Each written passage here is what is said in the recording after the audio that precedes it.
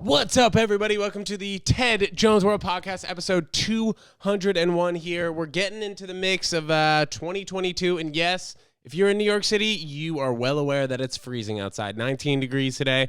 There's never really a day where it kind of switches from iced coffee to hot coffee because, once we're in the first or second week of January, it'll go back up to 40s and then you shoot back down to 12 degrees or something. So it's better that you just stick with the hot coffee or iced coffee. I don't know. What do you prefer? Let me know. TedJonesWorld@gmail.com. I love hearing from you guys. And 200 episodes in here, 201 rather. A lot of things moving forward for the future of the universe. Elon Musk said the other day that having a Neuralink installed in people's brains is very likely for this year, 2022. And he's cautiously optimistic that Neuralink will bring back function of people's limbs. So if you're paralyzed, he is confident that things can be fixed with the Neuralink in people's brains. I've never really understood that, though. You know how, things grow back, by the way. Yes, you recognize these socks, Sriracha socks. Thank you, Ralph Kondo. But the thing is, when you cut your hair, it grows back. Nails grow back.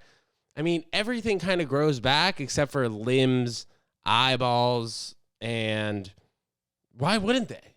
That's something I've thought about before. If somebody chops off, your arm, why wouldn't you be able to grow it back? But I think having the Neuralink, it'll send transmissions to your brain being okay, we need to figure out how we're going to fix this and grow the limb. But that's crazy. Elon Musk also today worth over $300 billion. You guys heard it here first. I don't know if you heard it here first, but one of the first times you've heard it, I believe Elon Musk is going to be a trillionaire by, 2025 at least. You figure how much Bitcoin he has.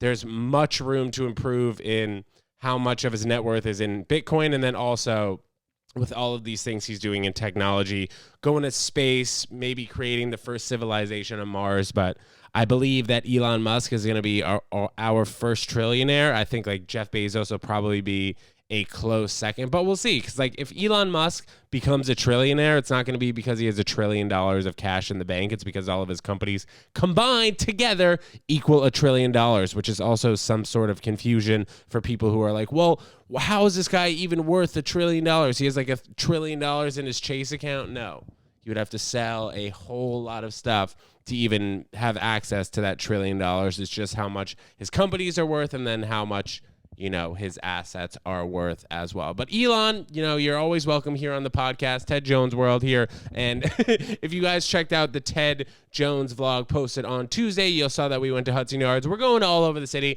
and just judging New York City because there's a lot to judge and there are a lot of characters here to judge. Just kidding. We don't make fun of anybody on this podcast unless you're Donnie T, which I do not have a warm heart for. Okay? All right, good. So inflation, guys, it's getting real. I just touched on Bitcoin. One major thing that I think hit my everyday life was that now the light ice at Starbucks costs an extra $1. Now, when I brought this up to my buddy, I told him, I was like, look, the extra ice is $1, the less ice in an iced coffee is now $1 more. Which I can maybe understand from a Starbucks point. If a customer is coming in asking for light ice, they'll be getting more coffee. But on the app, at least, it says $1 more. So I don't know if that's inflation or that's people getting around paying extra for less coffee. I've actually on the vlog before, I've told you guys that you get light ice or you get no ice at Starbucks and you're good. I don't know if there's an upcharge for no ice, but if you're getting an iced coffee and you get no ice, come on, let's be real. You're getting at least 3 or 4 extra ounces for free that Starbucks hasn't quite figured out. Starbucks is a tricky brand. I'm starting to go to the mom and pop shop on the corner, Abdul, 24th and 8th. Well, there you go, for the most part, giving up my address. But Abdul on the corner, he's got his little cart, fresh $2.50 for a nice cup of coffee. I'm going there from now on. So you guys may see me there anytime during the week. But no, we'll go back to Starbucks for a second. So Starbucks uses any money that you put into Starbucks, on your balance, because you can't order ahead in Starbucks unless you use your points. You can, but you get double points if you use the order ahead. So when you have, like, let's say $15 in your Starbucks account and they are going out and trying to get money from a bank to loan them money to like open more Starbucks, whatever it is, they use the money that you put on your account as their balance, like as money that they already have in their system, which is a little bit effed up, but I think that they have figured out that they're going to get the biggest bang for their Starbucks. Also, when you have 150 points, that's when you can typically get like a drink or whatever, or maybe that's for the iced coffee, the 150 rewards points. But then as soon as you use the rewards points, they're like, this one's on us. I'm like, no, dude, this one's on me. I earned this. 8 iced coffees later, $35 later, you get a free iced coffee. But the Starbucks iced coffee, I will say, is good. And it's interesting to see some of the Starbucks close down, but I think do you guys remember in Shrek 2 when like the ogre was coming to town? I don't know if it was Shrek or, he's obviously like the only ogre, but the ogre was coming to town and all the people in the town were scared, so they left one Starbucks and went across the corner to the other Starbucks. But in New York City, the pandemic, I think, hurt a few Starbucks. Because you'll realize that, and they realize too, that each Starbucks is competing against each other. If you have one Starbucks 2 blocks away from the other, like the chances of having a coffee shop that's not a Starbucks in between those 2 blocks where the Starbucks are that can like compete with those two is like definitely slim to none. Like most of the coffee shops that are opening in the city are mom pops, or maybe it's like a Joe Coffee, but coffee shops that like are paying a high rent. It's tough. Starbucks is really the only coffee that's like the iPhone of coffees. Like it's a status symbol. You got like the big white cup. If it's a hot one, or if it's cold, you get that plastic cup with the big lady on the front. But I think Starbucks is definitely like a status symbol, like the Apple iPhone. You don't really have that yet with like a food. You know what I mean? There's not like a particular food that every rich person maybe eats. Do you guys know what I'm talking about in terms of like if you see it in their hand, you're like, oh, they are fancy. Water, it's with Essentia. So it's like Essentia water. You got the Starbucks coffee, and then you got the iPhone. You guys let me know if you think of anything else that's like a status symbol that like people have. That'd be interesting if there started to be like an umbrella, like a status symbol umbrella. Like, oh, yes, if you're chic and posh, you have this umbrella. But no, besides that, I have not really seen any umbrellas like that. But in China, they use umbrellas for the sun. I wonder if we'll take over doing that from them. They started with the masks. Now we're wearing masks, kneeling down when they're smoking cigs. You know what I mean? Like in the crouch position, smoking heaters. I don't know if we'll do that, but I have seen a lot of people do that. So Burger King pledges to go 50% meat-free by 2030. That's a big move. For those of you who don't know, the Burger King has had Impossible Burgers on their menu for a while, and they are delicious. I'd recommend you get one. Better than the Whopper? I don't know. I haven't had a Whopper in years, but you guys try. Do a taste test. Impossible Burger or the Whopper. But that's a good sign. Fast food going 50% meat-free by 2030. That's within the next 8 years, so good start, Burger King. I imagine a lot of fast food companies will follow their suit because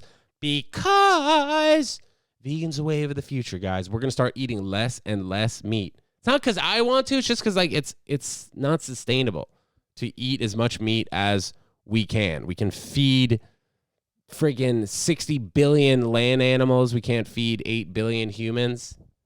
We're feeding all these humans this meat and stuff. We just have to be more economical. Figure out what we can eat and what we shouldn't eat as much. Steak going to become a delicacy. Obviously, you're going to start paying $200 for that regular steak. I don't even really know the hierarchy of steak. It's like ribeye, porterhouse, freaking John's foot.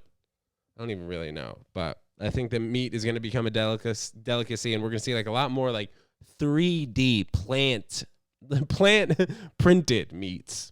That'll be weird, but I think it'll also be good because the texture tastes more like the meat. You're like, whatever. As long as it tastes the same, I don't give a shit. Because I understand. I did miss the taste of meat for a while. You guys know what I mean, okay? Food meat, not meat. I'm not talking about a man's wiener. All right. Anyway, other fast food news.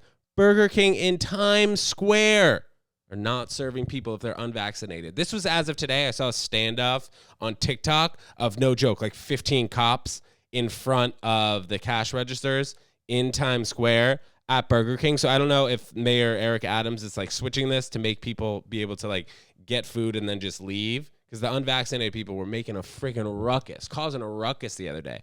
Do I understand? Yeah, I understand where the unvaccinated people are coming from. They're saying, like, let us just come in, get our food, and we'll leave. I mean, within the last few weeks, a number of people have been vaccinated. Apparently, the number is 75,000 New Yorkers within, like, the last 2 weeks have been vaccinated, bringing up the vaccinated in NYC to over 80%. So we are definitely leading in terms of states. I saw that, like, Tennessee, Florida have a lot of cases of Omicron right now, and like even in the city, people that I know who are boosted up and double shotted, you know, they're still being cautious. But I mean, we got to live our life, right, guys? We really do. So I'm being cautious as much as I can. Still going to comedy shows almost every single night. Still spewing out the podcast to you guys. Vlog. We're actually going to where are we going tomorrow? Washington Square Park for a vlog, but you guys will see that next week. And check out the Ted Jones vlog every Tuesday and Friday on the Ted Jones World YouTube channel. And guys, this Monday, we have the Ted Jones Comedy Show, January 10th, 7 p.m. The lineup is amazing. Check the link in this YouTube video, Apple Podcasts, Spotify, Amazon Music, wherever you guys are listening to this podcast. The comedy show is going to be amazing. It's at the Stand NYC, 116 East 16th Street in Union Square. It's going to be amazing. The Stand, a beautiful place to come have dinner and drinks. The show is at 7 p.m., so you best believe you better be getting a pizza or whatever, some Brussels sprouts, you get a chicken, I don't know, whatever you guys are eating. They have a great menu, so it's going to be a swell time, and I really can't wait. So let's talk about Bitcoin, going back a little bit. El Salvador, I've talked about it before, the first country to have Bitcoin use as their GDP. So people are in the country of El Salvador paying in Bitcoin. And the country came out with a little video saying how you can protect yourself with COVID. And they talk about all the things that I was talking about last episode. So let me just pull this up really quick.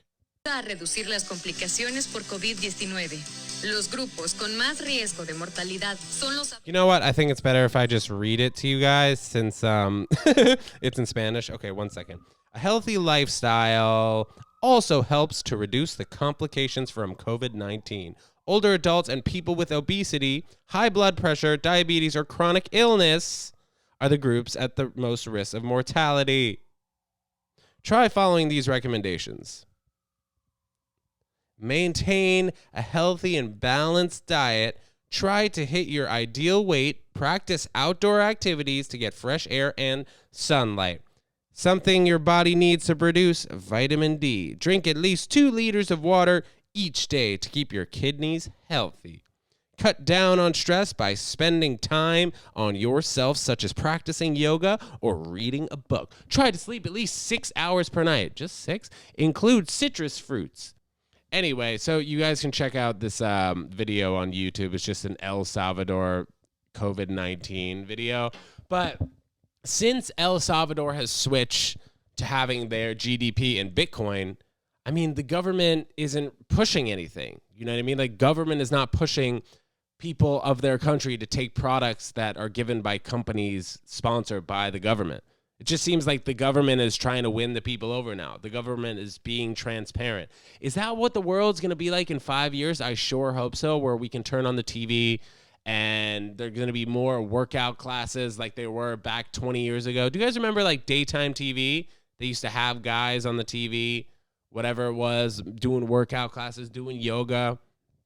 But we haven't seen any of that. It's just been all commercials and people trying to sell you their Kool-Aid.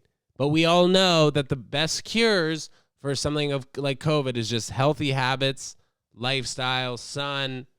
Make sure you're doing everything right, guys, okay? You can't be stuffing your face with processed foods and expect that just the shot is going to make everything better, all right? Because the government has nothing to gain. They just want their people to be healthy. And that's how our government should be for us. They should be like, you just need to go outside, stop eating as much junk, and you'll feel better. You'll look better, you act better.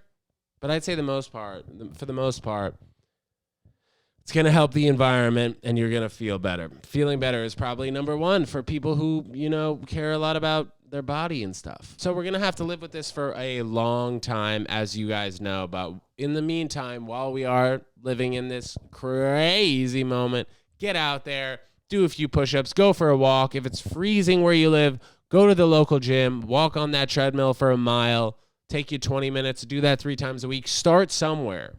You don't need equipment. You don't need a treadmill. You don't need anything. Start by doing 10 jumping jacks 5 times. Let's do that. Get off the couch while you're listening to this podcast. Go to the gym or, again, do friggin' 50 jumping jacks. We'll start somewhere, guys. And always try and make your window smaller. Snacking, I think, was the worst thing that I ever did. And I spoke about this last time on the podcast when I was like 25 pounds heavier than I am right now. I was always snacking, and it never really gave my body a chance to produce ketones. For those of you who don't know, ketones is basically when your body takes the fat it already has on its body and uses that fat for energy. Instead of using glucose comes from food.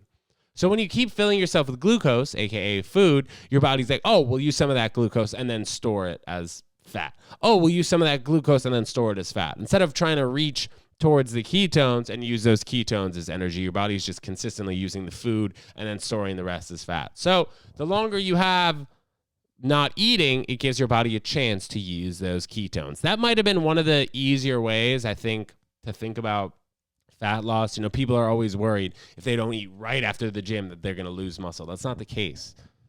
Your body will focus on eating the fat that it has first, and then maybe a little bit on the process. If you're really taking it to the extreme, you'll lose some muscle. But your body is focused on eating these ketones that they already have in your gut, your love handles, your neck, wherever you're holding fat.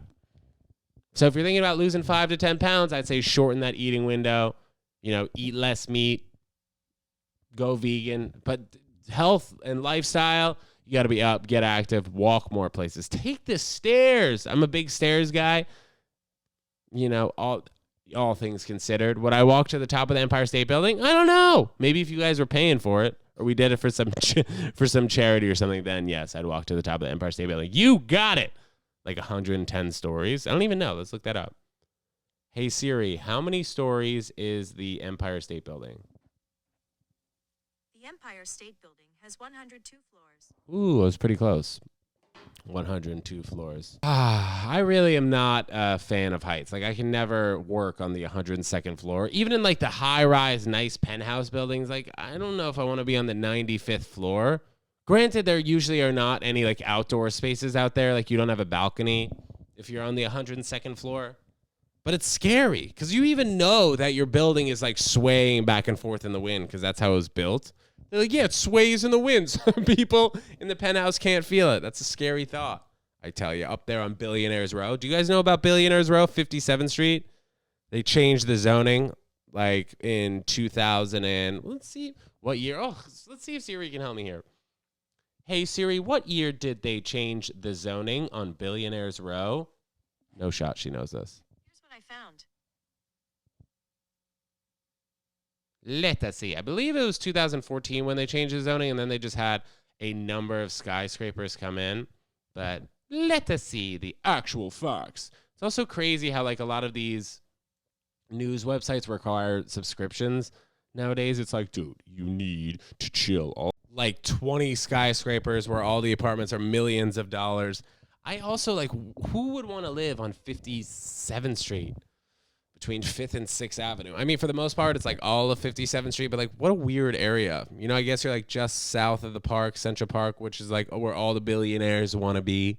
They want to park their money. It's also like a lot of overseas money. So you'll see some guy from China buy like a $90 million apartment. It'll just sit there and not really get much use. And it's crazy how thin these buildings are. We'll go up there one day and we'll check them out. But Billionaires Row, I don't know. And also, who would want to live on a street that says Billionaires Row? I would imagine billionaires, but wouldn't you want to live in like a cooler street? Something with a more vibe going on? You definitely get a lot of vitamin D on those Billionaires Row's apartments. I tell you that. That's for sure. Here's a funny DM. Hey, Ted, I noticed that you sometimes use Invisalign. How often do you wear it? That is a pretty funny question. I wear my Invisalign at night, 12 hours usually. 12 hours, like 5 days a week. I'm supposed to wear it every single day, but my teeth are hopefully not moving. And it's bizarre AF that you can't put a bar on the top, on your top teeth. Well, because I guess like apparently your bottom teeth would like bite it off if you do have a perfect bite, which I believe I finally do now. Thanks to Dr. Hannah, Dr. Todd Hannah. You see that? I got my face broken in 3 places because my gum line on one side was depleting. Now you guys know, so don't ask me what this scar is on my neck. Ooh, what's that scar from? Nobody put a knife to my neck.